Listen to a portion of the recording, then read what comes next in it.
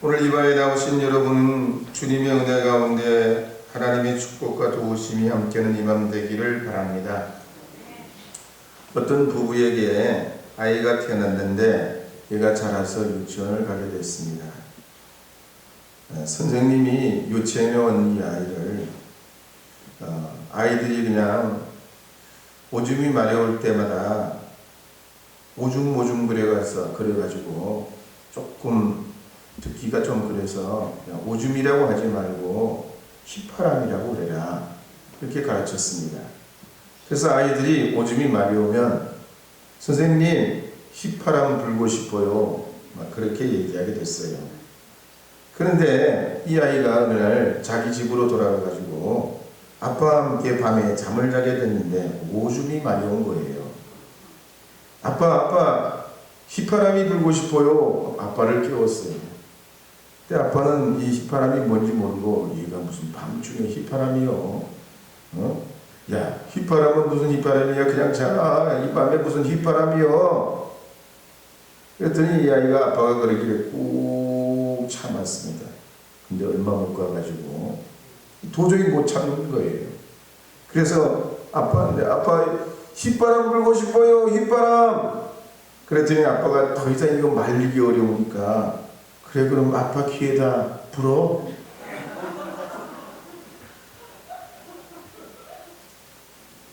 어떤 책에 보니까 미국의 한 사이트에 소개된 아이들의 이런 천진난만한 이야기들이 있는데 이런 기도문이 있었습니다. 하나님, 제 이름은 로버트예요. 동생을 갖고 싶어요. 엄마는 아빠에게 부탁하라고 그러는데 아빠는 하나님께 말씀드리래요. 하나님, 하실 수 있지요? 하나님 화이팅! 그랬다는 겁니다. 19세기에 그래서 영국의 빅토리아 왕 시대에 스윈번이라는 시인이 이런 말을 했습니다. 어린이가 없는 곳은 천국이 아니다 그랬어요. 아이들이 이런 천진난만함이 우리 세상을 더 밝게 하고 아름답게 합니다.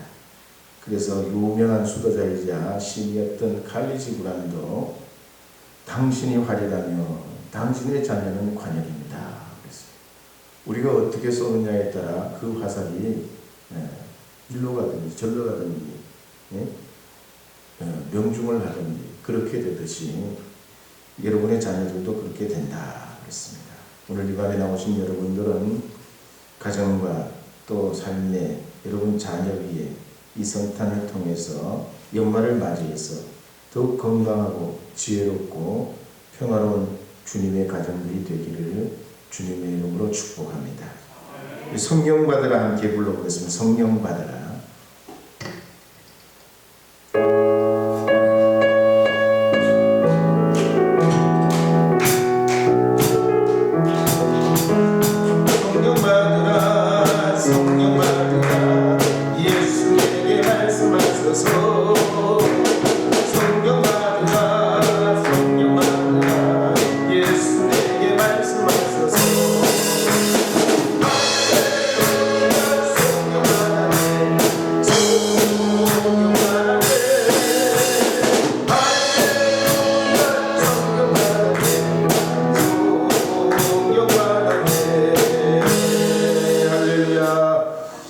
지난 시간에는 아볼로의 고향이 알렉산드리아라고 있습니다.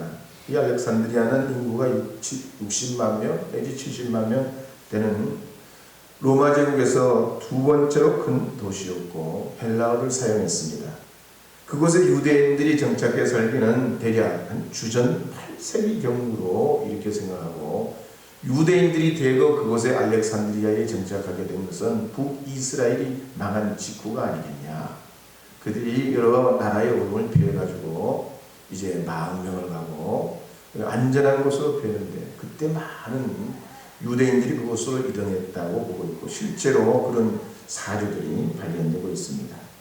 초대교회 이후에도 이 알렉산드리아는 바나바와 클레멘트 같은 사람, 오리겐, 아타나시우스, 어거스틴, 시를 같은 유명한 우리 기독교의 그런 앞선 분들이 그곳에서 활동을 했고, 이 알렉산드리아는 다른 어떤 것보다도 학문의 중심지고 신학과 과학과 수학과 인문학의 당대 최고의 그런 곳이었습니다. 그래서 주전 2세기경에는 그곳에서 헬라어 성경이, 그러니까 예수님 오시기 200년 전에 70인역이 거기서 완성이 됩니다. 그리고 3세기 후반에는 안토니우스가 신앙 쇄신 운동을 하면서 청빙과 복종과 노동을 하면서 나일강가에서 밀농사를 지으면서 또 손으로 바구니를 짜서 신앙 공동체를 꾸려가면서 진정한 신앙의 운동을 폈던 곳이고, 또 5세기 말이 됐을 때는 수도원 운동이 일어나고 여기에 꼭투교회를 중심으로 성탄절과 부활절에는 40일 혹은 55일간 금식 기도하면서 밤에는 채식을 조금씩 하는 그런 영적 운동이 계속 일어났고, 그러다가 451년경에 로마 교회로부터 이 koptu교회가 이단으로 정죄받게 됐지만, 지금도 이집트에는 기독교인들 중에 10%가 이집트 사람들 중에 10%가 koptu교인입니다. 전 세계적으로는 이 koptu교인이 700만 명 정도 되고, 지난 2000년 동안에 정통 기독교와 또는 이슬람교에 의해서 많은 박해와 순교자를 내고 있지만 지금까지 그들은 신앙을 지켜오고 있습니다.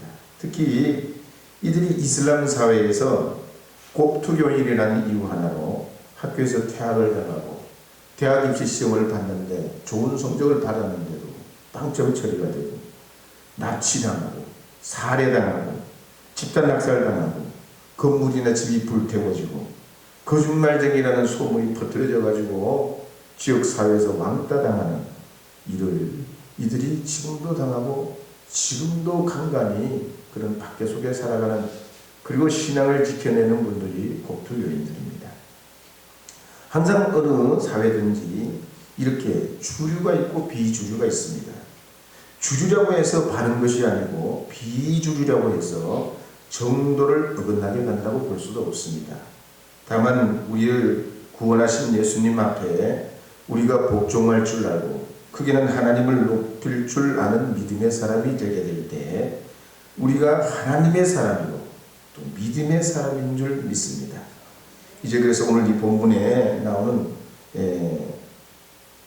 사도행전 19장부터는 이 바울의 세 번째 전도 여행을 소개해 주고 있는데요.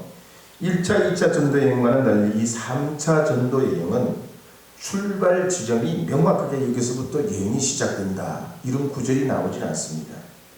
그렇지만 성경을 자세히 보면 이제 사도행전 18장 22절까지가 2차 전도 여행의 마무리 지점이 됩니다. 그래서 22절에 보면 이렇게 기록이 되어 있어요. 한번 22절 읽어보도록 하겠습니다. 가이사랴에 상륙하여 올라가 교회의 안부를 물은 후에 안디옥으로 내려가서, 여기까지가 2차 전도 여행의 마지막 종착점이 됩니다. 그리고 이제 23절부터는 3차 전도 여행의 이야기가 시작돼요. 23절 읽어보겠습니다. 얼마 있다가 떠나 갈라디아와 부르기아 땅을 차례로 다니며 모든 제자를 굳게 하냐. 그리고 24절부터 28절까지는 이제 아볼로가 에베소를 다녀간 이야기를 기록하면서 19장부터는 본격적으로 3차 전도 여행에 대해서 소개하고 있습니다. 그래서 우리가 읽은 이 본문 19장 1절, 2절을 다시 한번 읽어보면 이렇게 기록되어 있습니다. 한번 읽어보겠습니다. 아볼로가 고린도에 있을 때 바울이 윗지방으로 다녀 에베소에 와서 어떤 제자들을 만나 이르되 너희가 믿을 때 성령을 받았느냐? 이르되 아니라 우리는 성령이 계심도 듣지 못하였노라. 그러니까 사도행전 18장 19절 이하에 보면 바울이 2차 전도 여행을 할 때 이미 에베소를 방문해 가지고 복음의 씨앗을 뿌렸습니다. 그리고 안디옥으로 돌아갑니다.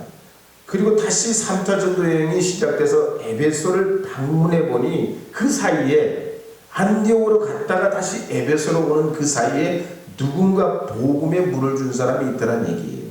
알고 보니 누구요? 아볼로라는 얘기입니다. 그래서 2절에 보면 바울은 에베소 교인들을 만나가지고 뭐라고 말하는 거니? 이르되 너희가 믿을 때에 성령을 받았느냐라고 묻습니다. 바람이 불면 춥고 얼음을 만지면 차갑고 불을 만지면 뜨겁듯이 예수 그리스도를 전적으로 믿고 받아들이면 우리 가운데 자연스럽게 일어나는 한 가지 현상인데 성령의 임재가 나타납니다. 믿으시면 아멘. 주님 믿고 우리 마음에 나의 구주로 모시면 성령이 내 안에 내 심령과 삶을 통하여 역사하시고 일하시고 함께하시고 주장하시고 말씀해 주시고 깨닫게 하시고 지혜 주시고 능력 주시는 겁니다. 그런데 이 바울이 에베소 교인들을 만나보니까 예수님을 믿기는 믿는데 알기는 아는데 이들이 여전히 죄의 권세에 눌려있고 마음에는 평화가 없고 뭔가 열심히 애를 써 믿어보려고 하는데 성령도 알고 기도도 하려고 하는데 신앙에 확신이 없고 믿어지지 않고 맡기는 믿음이 없더라는 거예요. 그래서 신앙에는 두 가지 종류가 있습니다.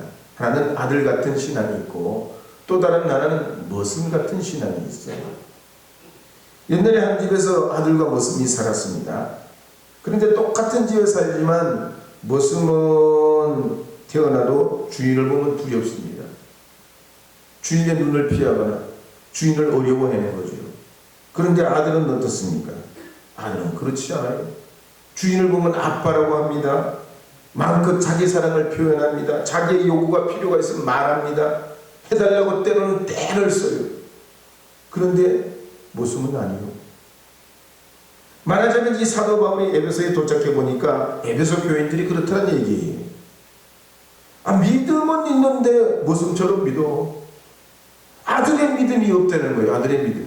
아들은 아버지한테 막 땡깡도 부리고 때로는 말도 안 되는 걸 가지고 아버지한테 때를 쓰죠. 남의 아버지한테 절대 그러지 못하죠. 우리 아버지한테는 얼마든지 그럴 수 있어요. 그래서 이 에베소 교인들을 보니까 바울이 너희가 믿을 때 성령을 받았다. 아버지를 아버지로 알게 하는 이 우리에게 믿음의 확신을 주는 이 성령의 성령을 받았냐고 물어요. 진정으로 예수를 믿고 영접하면서 죄의 용서를 받고 거듭난 사람 됐냐고 물었던 거예요. 그러자 놀랍게도 이 에베소 교인들이 말하기를 우리는 성령을 있음을 듣지도 알지도 못했다. 오늘날도 그렇습니다. 교회마다 에베소 교인들처럼 뭔가 열심히 믿어보려고 하는데 구원의 기쁨이 없고 아들의 딸의 심정이 없이 머슴처럼 마지못해 예수님 믿는 사람들이 없지 않아 있어요. 믿기는 믿는데 뜨거운 성령의 임재와 확신이 없어서 그냥 의무감에 남들이 하니까 하는 신앙생활이 있다는 얘기예요. 그런데 이제 사도행전 19장 5절에서 7절 말씀에 보면 이 같은 에베소에도 성령의 뜨거운 체험이 시작되게 됩니다. 그래서 5절, 6절, 7절 말씀에 보면 이렇게 기록하고 있습니다. 함께 읽어보겠습니다. 그들이 듣고 주 예수의 이름으로 세례를 받으니 바울이 그들에게 안수하며 성령이 그들에게 임하심으로 방언도 하고 예언도 하며 모두 12사람쯤 되니라. 바울이 안수할 때 성령이 임하게 된다고. 바울의 손이 무슨 하나님의 능력의 손은 아니지만 하나님이 그의 손을 들어 써주시고 안수를 통하여 동기가 되고 하나님의 역사가 시작되고 마치 막혀있던 물고가 확 열려서 메마른 그런 논밭에 물이 들어가듯이 그 심령 속에 성령의 임재가 일어나면서 12사람이 처음에 그렇게 시작되더니 그 우상의 도시가 변화되고 우상 때문에 벌어먹고 살던 이 도시가 우상을 버리고 거룩한 주님의 도시로 거듭나게 됐다는 얘기예요. 자연현상으로 비유하자면 천지가 개벽한 것입니다. 귀신 들린 사람이 치유되고 병든 사람이 수건만 던져도 병이 떠나가고 이 풍요의 신 아델이 우상을 섬겨가지고 먹고 살던 이 사람들이 직업을 바꾸고 음란의 습관을 버리고 회개의 역사로 진정으로 영적 혁명이 시작되더란 얘기예요. 오늘도 우리 주 예수 그리스도의 복음이 그렇습니다. 예수님의 복음은 반드시 우리에게 성령의 변화가 동반되게 됩니다. 반드시 예수님의 복음 진리를 받아들인 사람에게는 반드시 사과나무에 사고 열리고 배나무에 배 열리듯이 성령의 역사가 동반되게 됩니다. 그래서 무신론자가 유신론자가 되고 회의주의론자들이 인생의 의미를 깨닫고 술담배에 마약에 도박에 성중독에 얽매여 있던 사람들이 삶의 목표가 정해지고 사람의 영혼에 대한 관심이 생기고 나의 생애에 대한 사명을 발견하게 되는 것입니다. 수추자민이가 술을 끊고 깡패와 그 다음에 사기꾼 같은 사람들, 이런 사람들이 심지어 식인종들이 말이죠. 문명의 혜택을 못 받고 알지 못해가지고 인간의 존엄성을 알지 못했던 식인종들까지도 복음이 답취되고 복음이 들어가는 곳에는 그들의 인성과 영성이 변화되고 삶이 문화가 바뀌어지는 하나님의 역사가 나타나는 것입니다. 뿐만 아닙니다. 하나님의 양자의 영을 받아가지고 성령의 역사가 나타나고 땅끝까지 이르러 주님의 증인이 되는 삶을 살게 됩니다.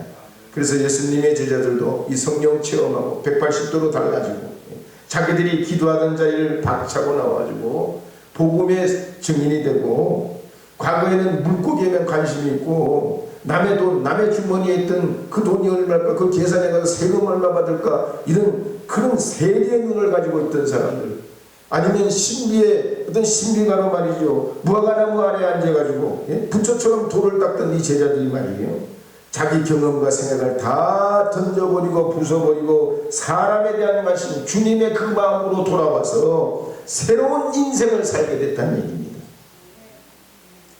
그렇지만 성령 받지 못한 사람은 지금도 5분을 기도하기 힘들어요. 온갖 자성생각이 몰려들고 윤리적이고 도덕적이고 경제적이고 명예로운 일에 관심을 가지고 한 영혼에 대한 관심은 내 안에 없는 것입니다. 그러나 성령 세례 받으면 달라집니다. 시간 가는 줄 모르고 기도할 수 있어요. 찬송 부를 수 있어요. 믿는 사람들의 모임이 좋습니다.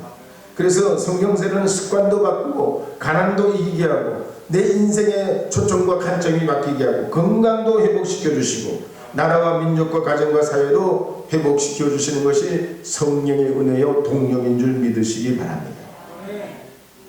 어떤 목사님이 헬스클럽을 등록하고 경험한 그 경험담을 얘기했는데, 헬스클럽에 갔더니 코치가 말이죠, 처음에는 가벼운 한 20kg짜리 들어보라고 하더래요. 아니 뭐 이런 걸 드냐, 이렇게 가벼운 걸. 근데 20kg도 사실 웬만한 사람은 운동을 안 해본 사람은 들기 어렵죠. 근데 20kg짜리를 이렇게 기구에 메어가지고 들게 하는데, 일주일쯤 그걸 반복하니까 처음에는 그 묵주라고 힘든 것이 점점 가벼워지더래요. 그러니까 가벼워진다 생각되니까 그 다음에 조금 더 올려야 돼요. 근데 조금 더 올렸는데 그게 왜 그렇게 무거워? 근데 거기서 그것도 말이죠, 계속 일주일 동안 반복하니까 이 코치가 말이죠, 좀 더 무거운 걸 또 더 보태드리는 거예요. 그래가지고 나중에는 자기도 깜짝 놀라 50kg짜리를 들었다 내렸다 하더라고요. 처음부터 50kg 했으면은 이 사람은 불가능 없겠죠. 신앙도 믿음도 그렇습니다. 큰 은혜, 큰 믿음 가지려면 제가 주님의 제자가 되겠습니다. 예배자가 되겠습니다. 하나님의 믿음의 사람이 되겠습니다. 주님께 신경으로 기도의 사람이 되겠습니다. 처음부터 우리가 작은 걸음을 통해서 주 앞에 나가게 될 때 하나님이 우리를 통해서 사용하시고 역사해 주시고 주장해 주시는 줄 믿으시기 바랍니다. 오늘도 우리가 그러기 위해서 이 밤에 나온 줄 믿습니다. 부담이 있고 어려움이 있지만 오늘도 주님 사랑하는 이 사랑의 발걸음, 주님을 향한 우리 믿음의 이 고백을 늦추지 않고 하나님 앞에 가져가기 위해서 오늘 이 밤에도 주님의 은혜 사모하면서 주 앞에 나오신 여러분에게 주의 크신 은혜 내려 주시는 줄 믿습니다. 우리 예수님 목마릅니다. 한 번 더 부르도록 하겠습니다. 찬송 부르신 다음에 우리 말씀에 의지하여 하나님 우리 교회에 성령의 세례, 성령의 기름 부음 있게 하여 주시옵소서. 우리 교우들과 자녀들에게 영적 눈이 열리게 하여 주시고 주님이 이끄시는 대로 순종하며 아멘하게 하시고 우리 가족들이 다 예수님 믿게 하여 주시고 우리 한국이 말씀으로 일치되고 코로나 시대의 영적 권위를 회복하는 주의 교회를 위해 성령을 부어달라고 우리 함께 이 시간 하나님 앞에 중보기도하면서 오늘 말씀을 마무리하려고 합니다. 함께 예수님 목마릅니다 함께 부르도록 하겠습니다.